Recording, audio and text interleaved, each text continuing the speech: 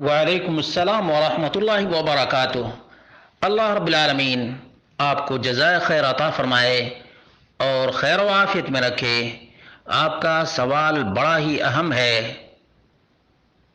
اور شدید ترین ضرورت ہے کہ مسلمان اسلام کے پیغام کو سمجھے اور قرآن کریم میں جو انسانی زندگی کی اصل کو بیان کیا گیا ہے اس کو سمجھنے کی کوشش کریں۔ سوال یہ تھا کہ صحابہ کرام کے درمیان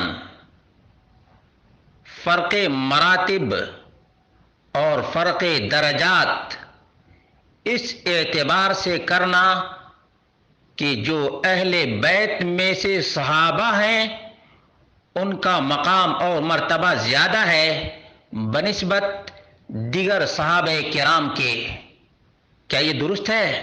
اس کا جواب یہ ہے کہ یہ نسل پرستوں کا تو کام ہو سکتا ہے، مسلمانوں کا کام نہیں ہو سکتا۔ یہ یہودیوں کا کام تو ہو سکتا ہے جو نسل پرستی کا سب سے بڑا علم بردار ہے۔ یہ سبائیوں کا کام تو ہو سکتا ہے، کسی مسلمان کا کام نہیں ہو سکتا کہ وہ صحابہ کرام کے درمیان فرق مراتب اس اعتبار سے بیان کرے کہ فلاں اہل بیت میں سے ہے، صحابی ہے، اس لیے ان کا مقام زیادہ اونچا ہے بنسبت دیگر صحابہ کرام کے۔ رب کعبہ کی قسم ہے، ابو بکر صدیق رضی اللہ عنہ کے تلوے کے نیچے جو غبار تھا اس کے برابر بھی کوئی نہیں پہنچ سکتا ہے اس امت کا کوئی فرد ابو بکر صدیق رضی اللہ عنہ کے مساوی نہیں ہو سکتا ہے جبکہ وہ اہل بیت میں سے نہیں۔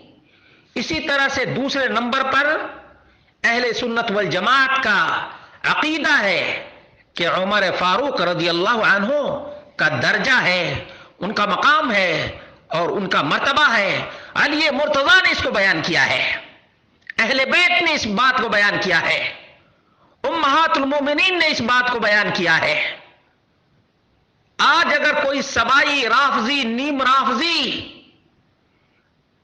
اہل سنت والجماعت کے مسلمہ عقیدہ کو چینج کرنا چاہتا ہے تو خائب ہوگا، خاسر ہوگا اور نامراد ہوگا۔ جس طرح سے کوششیں کی جا رہی ہیں اور مسلمات کو چینج کرنے کی ناروا سازش کی جا رہی ہے، یقیناً اللہ رب العالمین ان سب کو ذلیل کرے گا جو امت میں اس طرح سے فتنہ، فساد اور دراڑ پیدا کرنے کی کوشش کر رہے ہیں۔ اللہ رب العالمین نے فرمایا فَلَا أَنْسَابَ بَيْنَهُمْ يَوْمَئِذٍ وَلَا يَتَسَاءَلُونَ، نسب کے اعتبار سے نہیں، ایمان و عمل کی بنیاد پر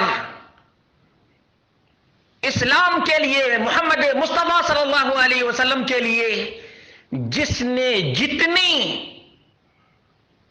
طاقت قوت نچھاور کی ہے اس طرح سے ان کا مقام اونچا اور بلند ہے۔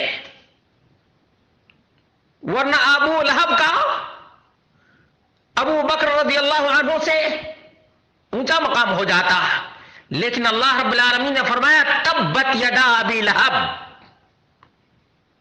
نسل پرستی نہیں اور نہ خاندان پرستی ہے۔ اللہ رب العالمین نے فرمایا یا ایھا الناس انا خلقناکم من ذکر وانثى وجعلناکم شعوبا وقبائل لتعارفوا ان اکرمکم عند اللہ اتقاکم، ان اکرمکم عند اللہ اتقاکم۔ یہ ہے اسلام کا پیغام۔ آج کچھ تحریکیت کے شہسوار ہیں، کچھ رافضیت سے میلان رکھنے والے ہیں، یہ اس قسم کی افواہیں عام کرتے ہیں اور مسلمات کو چینج کرنے کی کوشش کرتے ہیں۔ اللہ رب العالمین ان سب کو سمجھ عطا فرمائے کہ یہ کہیں اغیار کے آلہ کار تو نہیں،